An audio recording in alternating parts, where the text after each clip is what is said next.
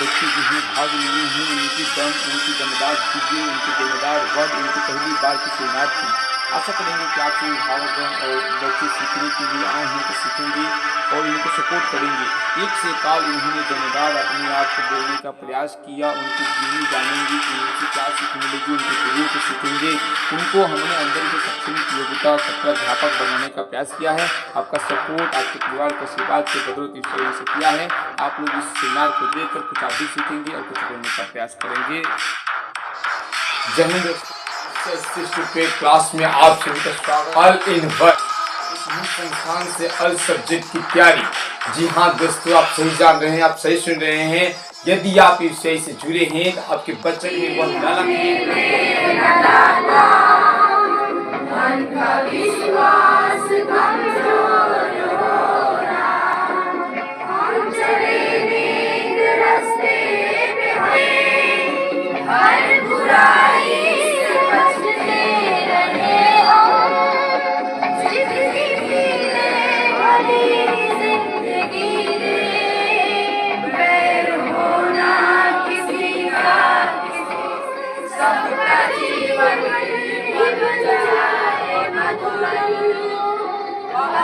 विद्यार्थीगण राष्ट्रगान के दस्तावेज राष्ट्रवंदना प्रारंभ कर दे।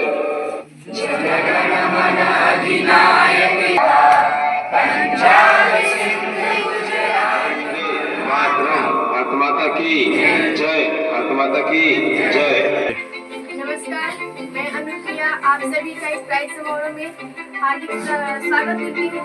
मुझे खुशी हुई कि आज इस प्राइज समारोह में आप सब यहाँ पर आए और आप हमारे प्राइज समारोह का मान और बढ़ाएं। यह प्राइज समारोह यूसीआई के बच्चों द्वारा दिए गए एग्जाम और टेस्ट में जो प्रथम स्थान पे आए हैं उनके लिए किया जा रहा है। यूसीआई में बच्चे को टेस्ट दिया जाता है जहाँ पे वे प्रथम स्थान आने पर प्राइज समारोह से स्वागत किया जाता है, किया जाता है और वो और कुछ करे। तो इसी प्राइज समारोह में हमारे बीच कुछ अतिथिगण भी आए हैं जो यहाँ पे बोलने के लिए आएंगे और आप इस प्राइज समारोह का मान और बढ़ा देंगे। तो मैं इसी बीच बुलाना चाहूँगी पहले मुन्ना आएंगे और आप यहाँ पे बोलेंगे जिससे हमारा प्राइज समारोह का मान और भी ज़्यादा बढ़ जाएगा। मुन्ना के लिए तालियां। नशा मुक्त एवं अन्य चीज़ों के बारे में बताना जा रहा हूँ। जैसे कि आजकल के ज़्यादातर लड़के नशा करते हैं, जैसे हल्का से दोस्तों के साथ रहकर भी नशा करते हैं। सर परसों बोले थे कि मतलब ज़्यादातर लड़का दोस्ती के साथ नशा करता है, पर ऐसा है। कुछ अच्छी बातें भी बोली जिससे आप लोगों को सीख मिले होंगे और उन्होंने जो कुछ भी बोला अगर देखा जाए तो इसमें से कुछ पॉइंट अच्छे थे और कुछ सही थे। और इसी प्रकार हमारे बीच भाई ज्ञानी जो कुछ बोलेगी और उनके बोलने से आप लोग में हमको लगता है काफ़ी परिवर्तन आ सकता है। तो आप लोग उनकी बातों को ध्यान से सुनिएगा। रानिया पाइए।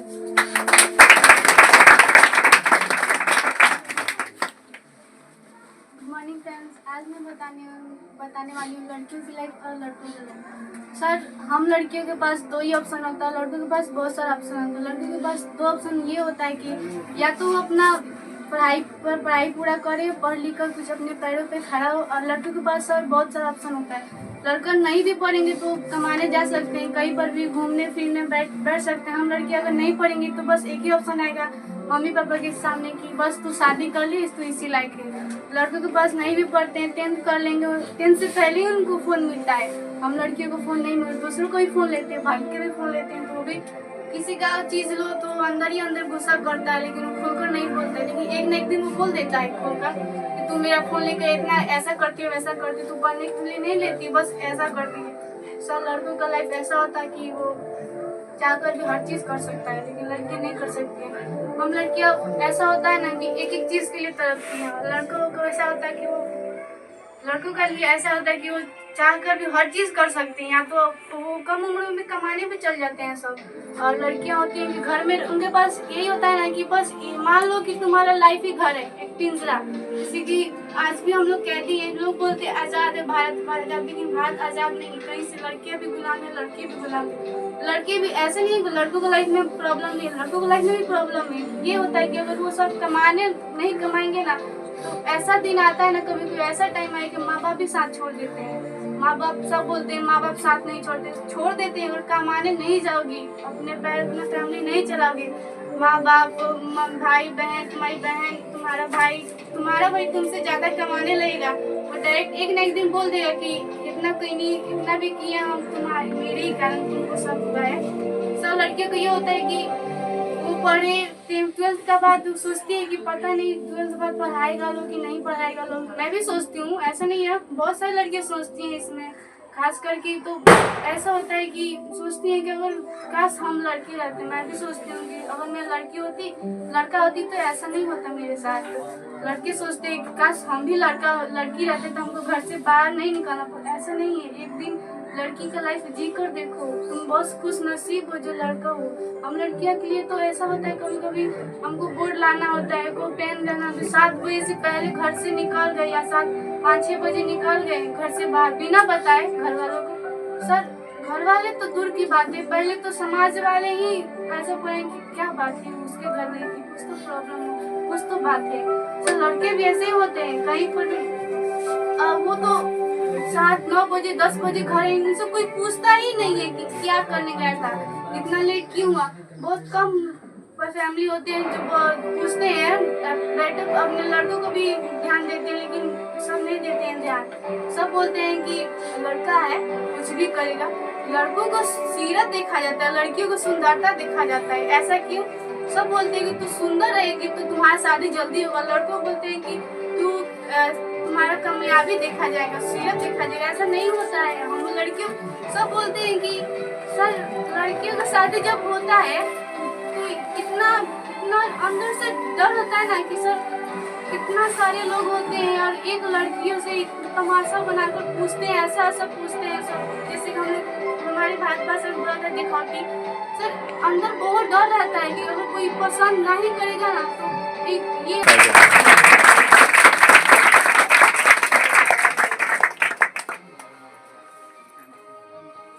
जो कुछ रानी ने हम लोग को बताया उससे देखा जाए तो बहुत सीखने को मिलता है।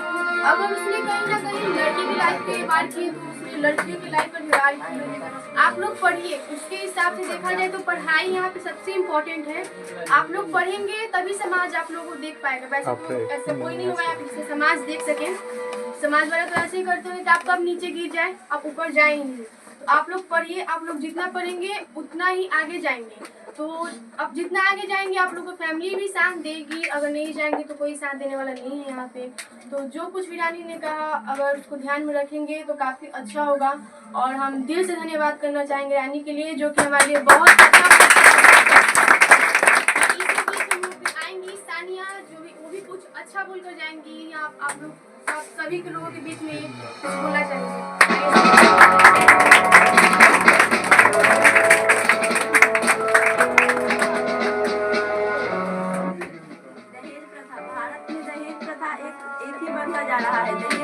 पुरानी सदियों से चली आ रही है भारत में, लेकिन आज की दहेज प्रथा और पुराने दहेज प्रथा में बहुत अंतर है। पहले लोग दहेज अपनी खुशी से और अपने हैसियत के हिसाब से देते थे, लेकिन आजकल दहेज लोग इतने मांग रहे हैं कि उससे देने की हैसियत किसी की होती है और किसी की नहीं होती है।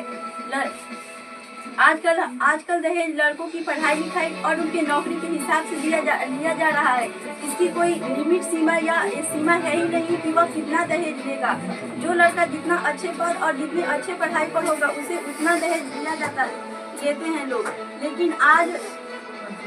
लेकिन वह यह नहीं सोचते कि जिनकी 3 या 4 बेटियां होंगी वह इतनी बड़ी रकम कहाँ से लाएगा।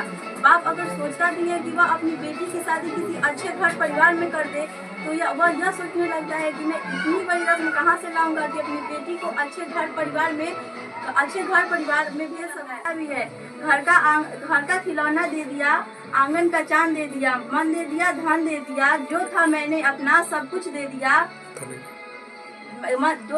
सब कुछ दे दिया। घर का दीप दे दिया, अपने जिगर के टुकड़े को किसी बेगाने के हाथ सौंप दिया। तभी लोग पूछते हैं कि तुमने दिया ही क्या है अपनी बेटी को।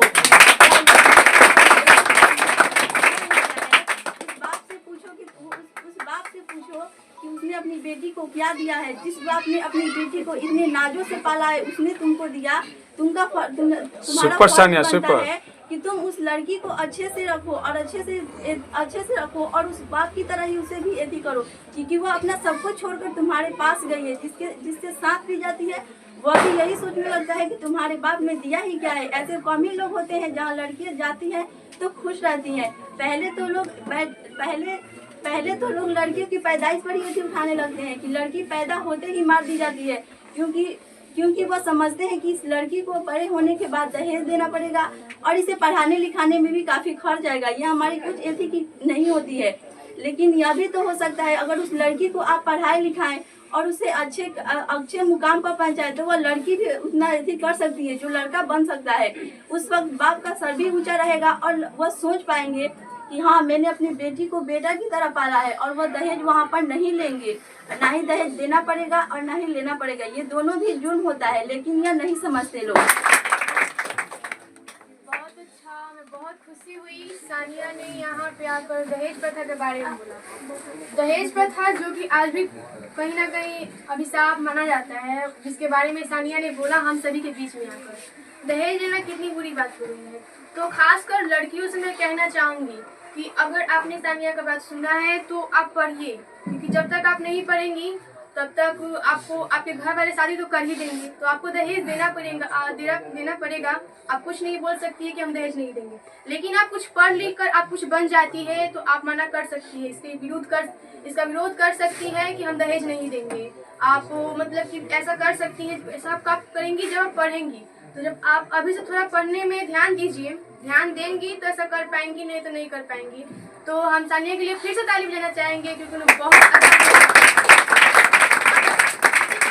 चाहूँगी रेहान को, जो आकर हम सभी कुछ बोलना चाहिए,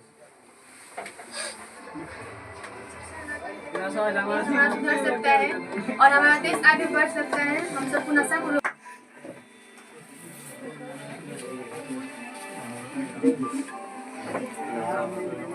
की पढ़ाई में मन नहीं लगता है, कैसे लगा। जब हम पढ़ने बैठते हैं तो बार बार ध्यान हमारे मोबाइल की तरफ जाता है। जो मोबाइल जो है हमारे अपने तरफ हमारा ध्यान खींचता है। मोटिवेशन वीडियो का असर 10 से 15 मिनट ही रहता है हमारे या फिर दिमाग में। हम जानते हैं कि मोबाइल किस तरह हमारे जीवन को कंट्रोल कर रहा है और हमारा समय बर्बाद कर रहा है, फिर भी हम उसी मोबाइल के पीछे पड़े रहते हैं। हर दिन हम उसे देखते हैं और उसी के पीछे पड़े रहते हैं।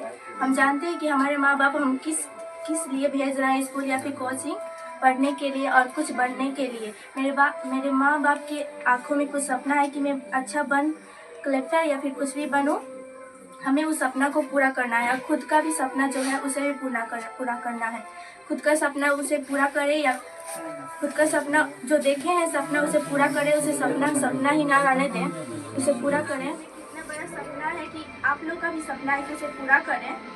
हक है कि आप उनका सपना पूरा करें, ना उनका सपना तोड़ दें। और सोच रहे हो कि अभी से मोबाइल को बहुत अच्छा, रुखसाना ने बहुत अच्छी बात बोल के यहाँ से गई हुई है। अभी उन्होंने मोबाइल के बारे में बोला है। उन्होंने बोला है कि मोबाइल कैसे हमारे जीवन को बर्बाद कर रहा है। ये बात तो सच है कि मोबाइल कहीं ना कहीं हमारे जीवन को बर्बाद भी कर रहा है, तो कहीं ना कहीं हमारे लिए अच्छा भी है। तो आप सब उनके बातों को ध्यान में रखते हुए आगे अपने जीवन बढ़िएगा। और इसी बीच में आपको जो कि आएंगी और आके कुछ बोलेंगे, कहीं ना कहीं अगर कोई गरीब इंसान का हाथ कट जाता है तो 20 रुपया बचाने के लिए टेटनेस का सुई नहीं लेता है। अगर उसके घर में कोई बीमार है तो जल्दी से इलाज नहीं करवाता है, सोचता है कि ऐसे ही ठीक हो जाएगा। गरीबी एक ऐसी चीज़ है जो छोटे बच्चों को भी रुला देती है। अगर हमारे पास पैसा नहीं होता तो हम यहाँ कोचिंग में नहीं आकर पढ़ सकते हैं। यहाँ पे हमें कोई शिक्षा नहीं मिलती। शिक्षा इसी पर मिलती है, एक विद्वान पर और एक धनवान पर। अगर कोई गरीब इंसान फल खरीद कर ले जा रहा है तो समझिए कि उसके घर में तबीयत किसी का खराब है। ये सोच लेना।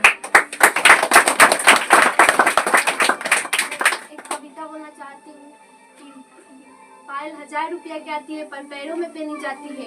बिंदी 1 रुपया की आती है पर माथे पर सजाई जाती है। इसलिए किसी को कीमत मायने नहीं, उसका कृत्य मायने रखता है।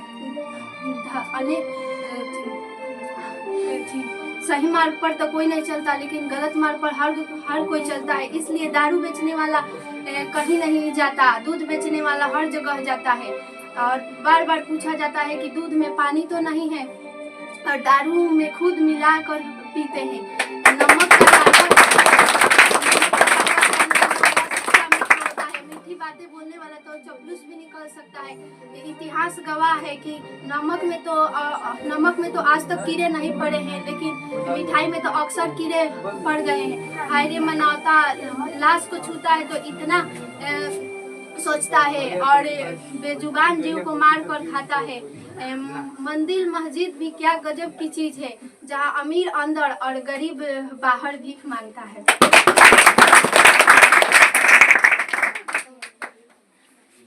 बहुत अच्छा करीना ने हम सभी के बीच बहुत अच्छा बोल करके गई हैं। उनकी शायरी में काफ़ी ज़बरदस्त थी, जो मुझे बहुत अच्छा लगा। और ऐसे हम लोग के बीच अब आएंगे अफजल कुछ बोलने के लिए।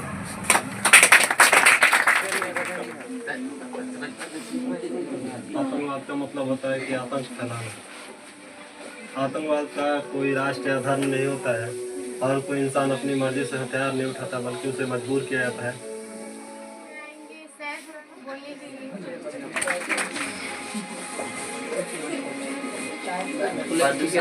प्रदूषण के बारे में बोलेंगे।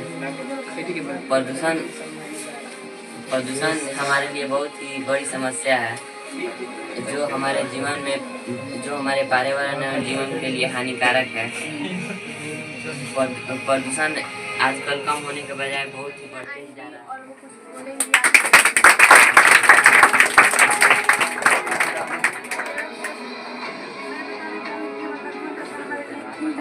हमारी माँ कितने दर्द कठिनाई एक बार हमें सुनने में लाती है। खुद भूखे पेट सो जाएंगे, लेकिन अपने बच्चों को भूखे पेट नहीं रहने देंगे। खुद कितने ही दर्द में हो, लेकिन अपने बच्चों को दर्द में नहीं रहने देंगे। हमारे पापा जो खुद कितने भी दर्द में हो, लेकिन एक बूंद आंसू अपने बच्चों के सामने नहीं गिराएंगे। भले ही अकेले में बैठ कर कितना भी रो ले, उनका खुद का जेब खाली हो, लेकिन अपने बच्चों को पैसों के लिए कभी दुख नहीं देने चाहेंगे। पापा का हमारे सर पे हाथ जैसे एक छत के समान होता है। पापा एक है जो हर चीज़ में हमें हिम्मत देते हैं। अगर हम कभी किसी चीज़ में हार ही जाते हैं, तो हमें फिर से सामना करने के लिए वही मोटिवेट करते हैं कि फिर से जाओ, फिर से तुम जीतोगे। ऐसा नहीं है कि तुम नहीं जीतोगे। पापा हर चीज़ में हमारे साथ खड़े होते हैं, चाहे वो पैसों की बात हो, कहीं भी पापा का हम नाम हमारे आगे हमेशा लगता है। और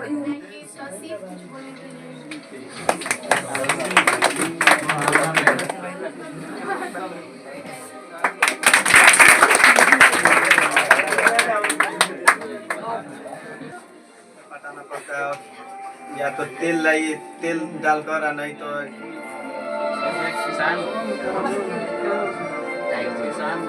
किसान अपने खेती के लिए आप कहीं से कर्ज लेकर अपना खेती करते हैं, और बिया खाद का पैसा सब कर्ज से लाते हैं। जैसे कि कोई बिजनेसमैन है तो वो अपना सामान का दाम खुद तय करता है, लेकिन किसान अपना अनाज का दाम खुद तय नहीं करता है। और खुशी कुछ बोलने के लिए। अगर पढ़ाई करने समझ में नहीं आता तो अपनी माँ दिन रात काम करते, उस माँ के दर्द को कोई नहीं समझ पा रहा है।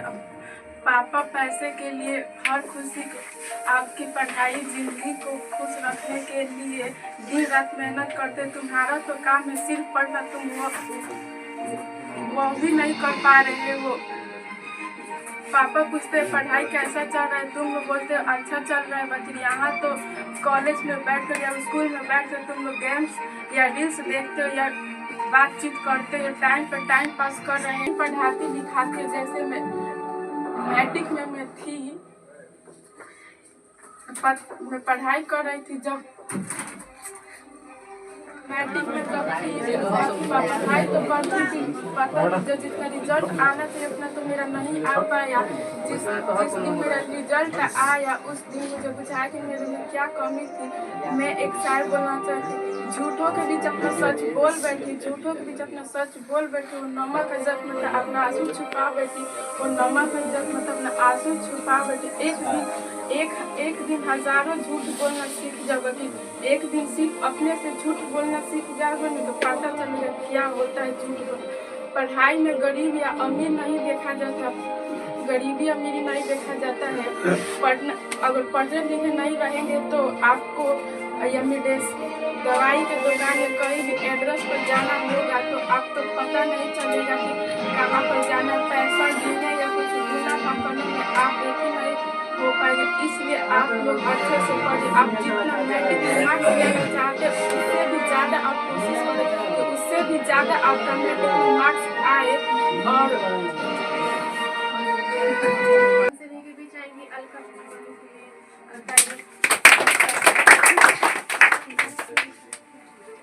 तब हम अपने माँ बाप के बारे में बात करते हैं। माँ वो होती है जो अपने लिए अपने बच्चों के लिए हर खुशी का त्याग कर देती है। जैसे कहीं जाती नहीं है क्योंकि फायर लग जाएगा या अपने बच्चे की पढ़ाई छूट जाएगा, इसके लिए वो कहीं जाती नहीं है, दिन रात अपने घर आप सब यहाँ पर आए और आकर कुछ बोले और इस प्राइज समारोह का मान और बढ़ा दिए। और इसके लिए मैं आप सभी का दिल से धन्यवाद करना चाहूँगी कि आप सभी ने हमारे लिए कुछ टाइम निकाला और टाइम निकालने के बाद यहाँ आकर हम सभी के बीच आप सभी ने बोला और इसी बीच मुझे भी कुछ बोलने का मौका मिला है। मैं भाग्यशाली हूँ कि आप सब ने मुझे इस काबिल समझा है कि मैं यहाँ पे कुछ बोल सकती हूँ। हम अभी हैं यूसीआई में। यूसीआई एक ऐसी संस्था है जहाँ बच्चों को सामाजिक ज्ञान, मोटिवेशन के साथ साथ उनकी गुणवत्तापूर्ण शिक्षा को देखते हुए उन्हें शिक्षा दी जाती है। बच्चों को ऐसी शिक्षा दी जाती है जो उन्हें समाज में जागरूकता पैदा करती है, उनको आगे बढ़ाने की कोशिश करती है और उनको मोटिवेट करती है। काफ़ी ज़्यादा मोटिवेशन के साथ यह इंस्टीट्यूट आगे बढ़ता है और बच्चों को बढ़ाता है। यह इंस्टीट्यूट बच्चों को पढ़ने और पढ़ाने के लिए प्रेरित करता है और यहाँ पर बच्चों को बेफिक्र होकर पढ़ना पड़ता है। यहाँ पे कोई उन पे दबाव नहीं होता है कि आप ये क्यों नहीं कर रहे हैं। वो खुलकर टीचर को अपने दोस्त मानकर बच्चे यहाँ पे पढ़ते हैं। यह इंस्टीट्यूट की विशेषताएं तो ऐसी बहुत ज़्यादा है, मतलब कि बहुत ज़्यादा है, जिसमें कि मैं आप लोगों को कुछ बता रही हूँ। यहाँ पे सामाजिक ज्ञान, मोटिवेशन और गुणवत्तापूर्ण शिक्षा दी जाती है। सामाजिक ज्ञान में ऐसी सामाजिक ज्ञान दी जाती है जिससे बच्चे समाज में अगर गलत चीज़ हो रहा है तो हम विरोध कर सकते हैं और समाज में आगे बढ़ सकते हैं और उनमें अच्छे और बुरे की परख करने की आदत हो जाती है। वो सीख पाते हैं कि अच्छा क्या है और बुरा क्या है और वो इस हिसाब से अपनी ज़िंदगी को अच्छी तरह से जी पाते हैं। और उनको यहाँ पे पढ़ाकर, उनको शिक्षा देकर उनको आगे नेता के रूप में, भविष्य में नेता के रूप में तैयार किया जाता है। बच्चे को ऐसी शिक्षा दी जाती है जिसमें वो सही और गलत की परख कर सकते हैं, क्या सही हो रहा है, क्या गलत हो रहा है, वो इस सब के बारे में जान सकते हैं। और मैं आप लोग से कहना चाहूँगी कि आप लोग पढ़िए। आप लोग को पढ़ना बहुत ज़रूरी है क्योंकि अभी हम लोग जिस समाज में रह रहे हैं वहाँ पे सबसे ज़्यादा इम्पोर्टेंट पढ़ाई करती है। यहाँ पे अगर आप लोग नहीं पढ़ेंगे तो आप लोग को नीचा देखा जाएगा, आप लोग को इतना नीचा देखा जाएगा और आपके तो वैसे भी पड़ोसी चाहते हैं कि आप आगे ना बढ़ें, लेकिन आप आगे बढ़िए। पड़ोसी के लिए नहीं तो खुद के लिए आगे बढ़िए। पड़ोसी का काम है बोलना, वो बोलेंगे, आपको आगे बढ़ना पड़ेगा। आप सोचिए कि हमारे आगे या हमारे पीछे कोई नहीं है, सिर्फ हम अपने लिए आगे बढ़ रहे हैं। क्योंकि ऐसा नहीं है, आप अपने लिए आगे बढ़ेंगे तो कहीं ना कहीं आप अपने मम्मी पापा के लिए भी आगे बढ़ रहे हैं, तो आप अपने लिए आगे बढ़िए और आप मत देखिए कि आपके पीछे कौन है, आपके आगे कौन है। क्योंकि मैं आपको इस पर एक बात कहना चाहूँगी कि तू अपनी खूबियाँ ढूंढ, कमियाँ ढूंढने के लिए लोग हैं ना। अगर रखना है कदम तो आगे रख, पीछे खींचने के लिए लोग हैं ना। पीछे खींचने के लिए लोग हैं ना। सपना देखना है तो ऊंचा देख, नीचा दिखाने के लिए लोग हैं ना। तू अपने अंदर जुनून की चिंगारी भड़का, चलने के लिए लोग हैं ना। अगर चलना है तो अकेले चल, भीड़ में चलने के लिए लोग हैं ना। तू कुछ कर दिखा इस दुनिया को, तालियां बजाने के लिए लोग हैं ना। तो आप ऐसे सोचते सोचते आगे चलिए, आगे बढ़िए, मत देखिए आपके आगे कौन है, पीछे कौन है। आप अपना फोकस अपने गोल्स पे रखिए। आप स्टडी करना के लिए अच्छे तरीका एक रूटीन बनाइए, अपने गोल्स को छोटे छोटे पार्ट में डिफाइन कर दीजिए और जो भी आप लोग पढ़ रहे हैं तो उसे वीक में एक बार रिवीजन जरूर कीजिए, रिवाइज कीजिए, तो वो आपके लिए और अच्छा होगा। अब मैं आप लोगों को एक कहानी बताना चाहूँगी। इसी बीच में मतलब कि यह कहानी है एक शेर की। एक शेरनी होती है, वो प्रेग्नेंट रहती है, उसका एक बच्चा होता है। तो वो बच्चा होते ही वो शेरनी मर जाती है। तो वो शेर का जो बच्चा होता है, उसी बीच एक भेड़ का झुंड आया हुआ होता है। तो शेर का जो बच्चा होता है वो झुंड में चला जाता है और वो झुंड में जाकर हमेशा के लिए उन भेड़ के साथ रहना लगता है। तो उसे भी लगता है कि मैं भेड़ हूँ, वो नहीं जान पाता है कि मैं भी एक शेर हूँ। उसमें ये पहचान नहीं होती है कि मैं शेर हूँ, उसे लगता है कि मैं एक भेड़िया ही हूँ। और काफ़ी समय बीत जाता है, वो शेर बड़ा हो जाता है, लेकिन उसने आज तक कभी मांस नहीं खाया था। उसने भेड़िया के साथ साथ उसने घास और हरी पत्तियाँ ही खाई थी जैसे, और वो खुद को एक भेड़िया समझता था। एक दिन क्या हुआ कि ऐसे ही सारे भेड़ जंगल की ओर गए, तो उसी में एक बूढ़ा भेड़ जो एक बूढ़ा शेर था वो शिकार करने के लिए आया। तो जब उसने देखा कि इतने बड़े भेड़ियों के झुंड में एक शेर है, वो आश्चर्यचकित रह गया कि इस भेड़ के झुंड में ये शेर क्या कर रहा है। सोचने लगा कि शेर यहाँ पे कहाँ से आ गया, कि वो भूल गया कि मैं यहाँ पे शिकार करने आया। तो उसने सोचा कि वो तो अपनी सोच से पहले हट चुका था कि वो शिकार करने आया है, भेड़ियों को देखते हुए और भेड़ियों को भी वो शेर को देखते हुए। फिर उसने सोचा कि मैं शिकार करूँगा, लेकिन शेर का करूँगा। तो गया शेर का शिकार करने के लिए और अपने वो शिकार में कामयाब भी रहा, उसने शेर को पकड़ लिया। जो शेर का बच्चा था, बड़ा हो गया था, वो काफ़ी डर रहा था। तो उसने डरते हुए बोला कि मुझे छोड़ दो, मैं एक साधारण से भेड़िया हूँ और मुझे तुम मत खा, मुझे मत मार, मुझे जाने दो। वो रो रहा था काफ़ी ज़्यादा। शेर को समझ में आ गया कि यहाँ पे क्या हो रहा है। शेर ने जबरदस्ती उस शेर के बच्चे को एक नदी के पास ले गया। नदी का पानी पूरा शांत था। उसने बोला कि तुम उसमें खुद को देखो और मुझे देखो, अपना शरीर देखो और मेरा शरीर देखो। शेर डरते डरते तो पानी में गया, खुद को देखा। खुद को देखकर वो आश्चर्यचकित रह गया कि मैं तो एक शेर की तरह हूँ, मैं भेड़िया की तरह तो लगता नहीं हूँ। तो यह उसको अपना शकल खुद का पानी में देखते हुए अंदर एक ऐसा जुनून पैदा हुआ, जो उसको ऐसा एनर्जी मिला, इतने जोर से मतलब कि दहाड़ा कि पूरा जंगल शांत हो गया। तो उसने फिर सोचा कि मैं एक भेड़ नहीं था, वो तो एक रियलिटी नहीं थी, वो गलत बात थी कि मैं एक भेड़ हूँ। रियलिटी तो ये थी कि वो एक शेर था। तो आप लोग इससे सोच रहे होंगे कि इस कहानी से क्या सीख मिलती है। इस कहानी से यह सीख मिलती है कि अभी हम सब एक भेड़ समाज जो कि भेड़िया है और आप एक शेर हैं। अभी आप सब लोग एक भेड़ के बीच में हैं। वो जैसा कर रहे हैं आप लोग वैसा बन रहे हैं, आप लोग वैसा ही कर रहे हैं। वो जैसा चाहते हैं आप लोग सिर्फ वैसा ही कर रहे हैं। आप लोग भी खुद को पहचानिए, खुद को देखिए और आगे बढ़िए। क्या फायदा है भेड़ों की तरह चलने का, क्या फायदा है भेड़ों के बीच में रहने का। जब आप शेर हैं तो शेर की तरह जिंदगी जिए, भेड़ की तरह जिंदगी नहीं जिए। तो यह कहानी आप लोगों को काफ़ी सीख मिली होगी इस कहानी से आप लोग। अब इस हिसाब से तो आप लोग को हम बता दें कि आप लोग खुलकर जिए। इसमें जीने के लिए कोई मतलब कि आप लोग दूसरों पर डिपेंड ना हो, मतलब कि आप लोग आगे की तरफ बढ़िए, पीछे मत देखिए।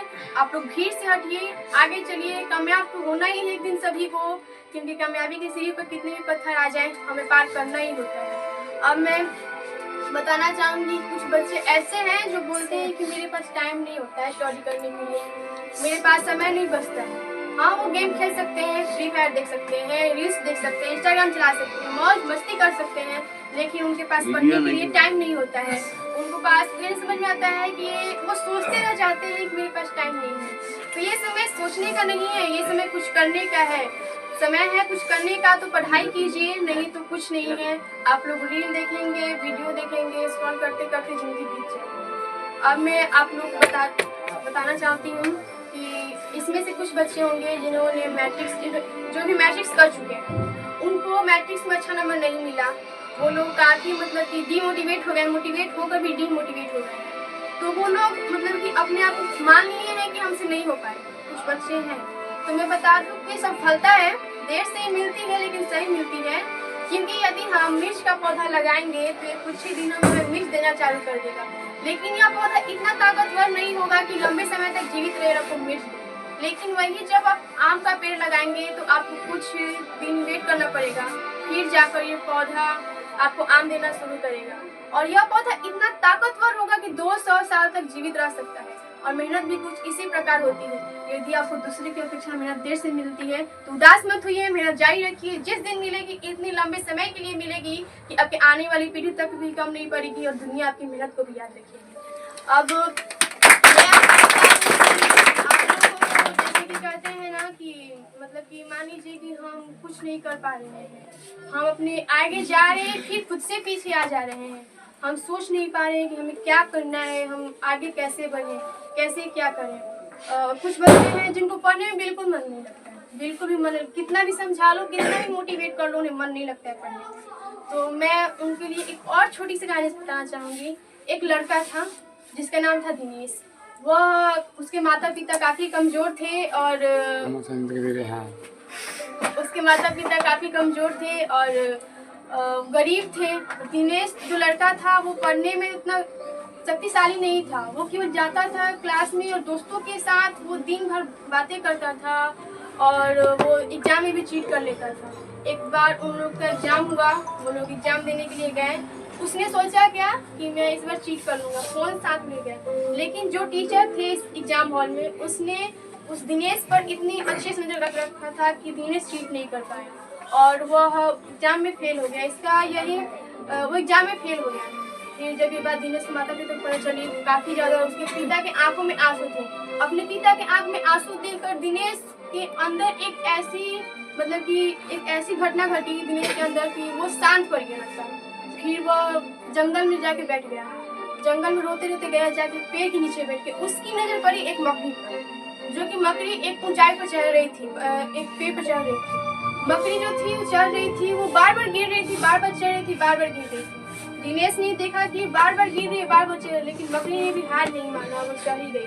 वो पहुंच गई अपनी मंजिल तक। फिर दिनेश ने सोचा कि जब यह मकड़ी अपनी मंजिल तक पहुंच सकती तो मैं तो इंसान हूं, मैं क्यों नहीं पहुंच सकता। वह गया और उसने पूरी जी और जान से मन लगाकर पढ़ना चालू कर दिया और वो पढ़ते पढ़ते अपने एग्जाम हुए। एग्जाम में वह पास हुआ, पास ही नहीं हुआ बल्कि पूरे क्लास में फर्स्ट नंबर गया। और इस बार फिर उसके जब वो पास है, उसके पिताजी रो रहे थे, लेकिन यह आंसू दुख की नहीं थी, यह आंसू खुशी की थी। और जब आप ये सोचिए